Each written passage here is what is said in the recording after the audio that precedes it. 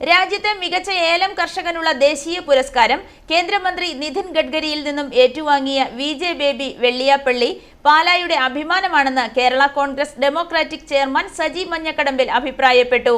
Kerala Congress democratic പാർട്ടിയുടെ നേതൃത്വത്തിൽ അദ്ദേഹത്തിന്റെ വ്യാപാര സ്ഥാപനത്തിലെത്തി ഷാളണിയിച്ച് സ്വീകരിച്ച ശേഷം സംസാരിക്കുകയായിരുന്നു അദ്ദേഹം.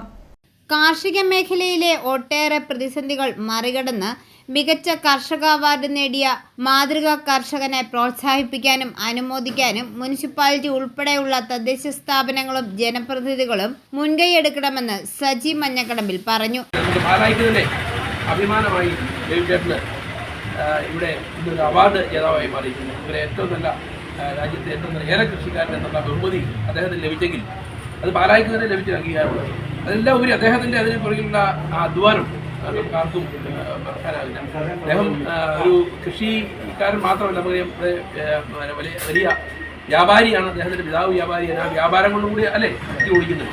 കൃഷിയിൽ നിന്ന് നമുക്കറിയാം സ്വാഭാവികമായിട്ട് കൃഷി കൊണ്ട് മാത്രം ആർക്കും ജീവിക്കാൻ പറ്റാത്തൊരു സാഹചര്യം ഇന്ന് നമ്മുടെ രാജ്യത്ത് നിലനിൽക്കുകയാണ്. എന്ന് പറഞ്ഞാൽ വളത്തിൻ്റെ വില കൂടുന്നു, കാർഷിക വിളകളുടെ വില ഇടിയുന്നു.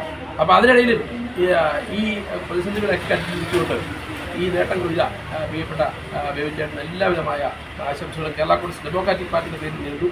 കേരള കോൺഗ്രസ് ഡെമോക്രാറ്റിക് പാർട്ടിയുടെ നേതൃത്വത്തിൽ അവാർഡിന് അർഹനായ വിജെ ബേബി വെള്ളിയപ്പള്ളിയെ ഷാളണിയിച്ച് അനുമോദിച്ചു.